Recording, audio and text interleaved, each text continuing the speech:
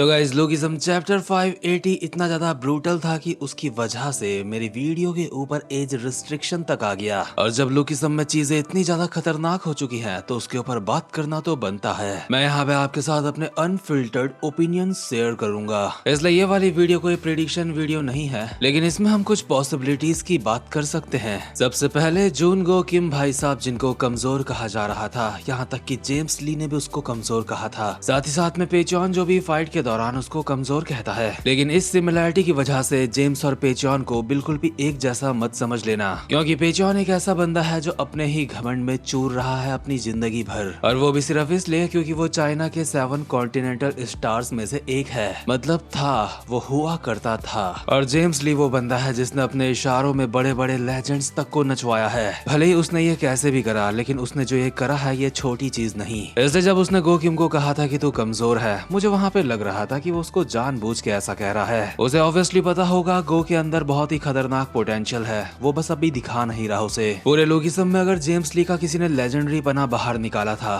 तो वो था वन एंड ओनली शियोंगजी ह्यूक। वैसे हाँ, वो स्टॉकर गर्ल भी थी, उसने भी जेम्स ली की एक बार हालत खराब कर दी थी, और शायद जेम्स की हालत खराब करने वाले और भी रहे होंगे, लेकिन अभी तक हमें दिखाया नहीं, शायद आगे दिखाया जाएगा। तो खैर, मैं बोल रहा था जेम्स और पेचॉन जो एक जैसे नहीं है। जेम्स ली पेचॉन से बहुत ज्यादा ऊपर है, और पेचॉन जो खुद को बार बार एक महान किंग बोलता रहता था, मुझे लगता है कभी खुद की इतनी भी ज्यादा तारीफ नहीं करनी चाहिए, क्योंकि उस महान किंग को एक छोटे से देश में कुछ लॉन्डो ने निपटा दिया, वो भी बहुत ही बुरी तरीके से। लेकिन हाँ, पेचॉन स्ट्रांग तो था, लेकिन गलत बंदों से पंगे ले लिए थे उसने। और यार, यूजे शियोन ने जब पेचॉन जो को निपटाया था ना, तो मैं देख रहा था इंटरनेट में काफी सारे लोग पेचॉन जो के लिए अपनी सिंपैथी दिखा रहे थे, जो कि बिल्कुल सही है। पेचॉन को मारा बहुत ही बुरी तरीके से गया था, साथ ही में उसकी आंखों के सामने उसके बच्चे ने भी दम तोड़ दिया था। और यार, शायद इस चीज के लिए आप मुझे थोड़ा गलत समझ सकते हो जो बात मैं अभी बोलने वाला हूँ, लेकिन सच बताऊं, मुझे पेचॉन जो के लिए बुरा नहीं लगा, क्योंकि मैं बिलीव करता हूँ कर्मा में। तुमने सुना होगा, कर्मा इज अ बिच, जैसा करोगे वैसा भरोगे। पेचॉन ने भी अपनी जिंदगी में कई जाने ली हैं, कई लोगों की जिंदगियां बर्बाद करी हैं, जिनमें से यो वुल्हा भी एक है। लेकिन मेरे कुछ प्यारे भाई लोग बोल सकते हैं कि यो वुल्हा के बाप को पेचॉन जो ने नहीं मारा था, लेकिन यो वुल्हा के बाप को जिसने भी मारा था, आखिरकार मरा तो वो पेचॉन की वजह से ही था। पेचॉन चाइना के पूरे डायलियन का राजा था, लेकिन उसके बावजूद भी उसे एंचॉन चाहिए था, और अपनी इस भूख को पूरा करने के लिए पेचॉन ने काफी सारे गलत काम करे, काफी सारे लोगों को निपटाया। लेकिन फिर आप लोग बोल सकते हो, ऐसे तो गन यामाज़ाकी ने भी काफी सारे लोगों को निपटाया है, तो फिर ये भेदभाव क्यों? हम गन यामाज़ाकी को पसंद करते हैं और पेचॉन के लिए मैं कह रहा हूँ कि मुझे उसके ऊपर सिंपैथी नहीं आई। तो देखो, सबसे पहले गन का जन्म ही किसी को मारने के लिए हुआ था, और जो पैदा ही एज अ मॉन्स्टर हुआ है, उससे आप और क्या उम्मीद कर सकते हो। लेकिन उसके बावजूद भी गन को कभी भी ये इच्छा नहीं थी कि उसको एंचॉन चाहिए, शियोल चाहिए, उसको कुछ नहीं चाहिए था। उसने जो कुछ भी करा, या फिर उसने चार्ल्स चोई के साथ जो उसकी डील थी उस वजह से करा, या फिर वो यामाज़ाकी परिवार में पैदा हुआ था इसलिए करा। यार, मैं सच में बता रहा हूँ, हम गन को पेचॉन से कंपेयर भी नहीं कर सकते, गन बहुत ज्यादा अलग है। अगर गन को कोई ऐसा बोल देता कि हम तुझे पूरा एंचॉन देंगे, तुझे काफी सारे बंदों को निपटाना है, तो उसे काफी सारे बंदों को निपटाने में कोई दिक्कत नहीं होगी, लेकिन उसको एंचॉन चाहिए ही नहीं होगा, क्योंकि गन सिर्फ एक ऐसा खतरनाक मॉन्स्टर है जिसको सिर्फ फाइट करना पसंद है, उससे ज्यादा उसे और कुछ पसंद नहीं। बाकी आप लोग गन के बारे में अच्छी तरीके से जानते हो, उसके लिए इतना ही बोलना मेरे लिए काफी है। और रही बात पेचॉन की, उसके लिए तो मुझे इतना बुरा नहीं लगा, लेकिन मुझे मुगैक वैंग के लिए बुरा लगा, क्योंकि मुगैक बचपन से एक ऐसा बंदा था जो काफी ज्यादा खुद को अकेला महसूस करता था। उसकी कोई इच्छा नहीं थी कि डार्क क्रोकोडाइल सोसाइटी में रह के काफी सारे बंदों को निपटाए, वो बस अपने अकेलेपन से बाहर निकलना चाहता था, जो कि उसको निकाला पेचॉन जो ने,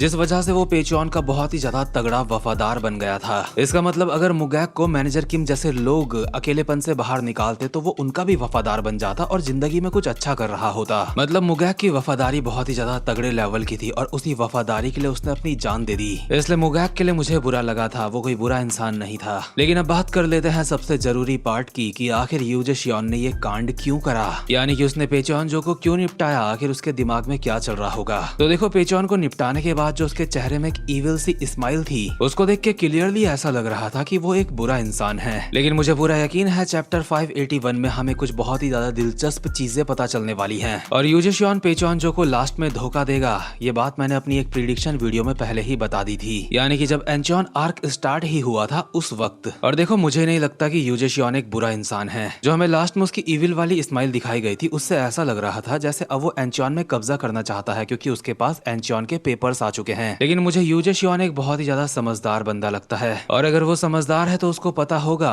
जो उससे खतरनाक बंदा पेचॉन जो था जब वो भी मारा गया, तो भला खुद अकेला यूजे शियोन किस तरीके से एंचॉन में कब्जा कर सकता है, इसलिए वो ऐसा नहीं सोच रहा होगा। आई थिंक वो शुरुआत से ही स्पीड के बंदों की मदद करना चाह रहा था और योवुला के बाप को भी उसने नहीं मारा था, लेकिन वो शुरुआत से मास्टरमाइंड तो था जो कोशिश कर रहा था पेचॉन जो को निपटाने की। और जिस तरीके से उसने पेचॉन का हेड उड़ाया उससे साफ पता लग रहा था कि उसके अंदर भड़ास तो थी। वो चाहता तो पेचॉन के दिल में तलवार मार के उसको खत्म कर सकता था, लेकिन उसने सबसे ब्रूटल तरीका चुना। और अब मुझे लगता है लुकिसम चैप्टर 581 में हमें दिखाया जाएगा यूजे शियोन के बारे में, यानी कि आखिर यूजे शियोन का क्या हिसाब किताब है, उसने जो कुछ भी करा क्यों करा। और मैं बस ये देखना चाहता हूँ जो एंचॉन आर्क के स्टार्टिंग में ही मैंने यूजे शियोन के लिए प्रिडिक्शन करी थी उसमें से कितनी सच होती है कितनी नहीं होती। हालांकि अगर वो सच नहीं भी होती तो भी कोई दिक्कत नहीं, क्योंकि यूजे शियोन ने जो पेचॉन को मारा है ये वाली तो सच हो चुकी है। अपनी प्रिडिक्शन में मैंने कहा था यूजे शियोन पेचॉन को धोखा देगा और दे दिया। बाकी वैसे एक और पॉसिबिलिटी बनती है कि यूजे शियोन ये एंचॉन के पेपर लेके हेलीकॉप्टर में खुद ही भाग जाए, लेकिन एंचॉन आर्क की ये वाली एंडिंग तो मैं बिल्कुल भी नहीं चाहता। देखने में तभी मजा आएगा जब सबका हिसाब किताब होगा, इसलिए यूजे शियोन की जो हेलीकॉप्टर में भागने वाली बात है इसके चांस मुझे काफी ज्यादा कम लगते हैं। और शायद मैं गलत भी हो सकता हूँ, लेकिन मुझे लग रहा है अगले चैप्टर में यूजे शियोन स्पीड के बंदों को बताएगा कि वो शुरुआत से प्लान बना रहा था पेचॉन को मारने का, और योवुला के बाप को भी शायद उसने नहीं मारा होगा, ये सब कुछ उसके प्लान का हिस्सा होगा, ऐसा ही कुछ। लेकिन जब ये सारा का सारा लफड़ा खत्म हो जाएगा तो मुझे लग रहा है फिर दिखाया जाएगा गीटे किम,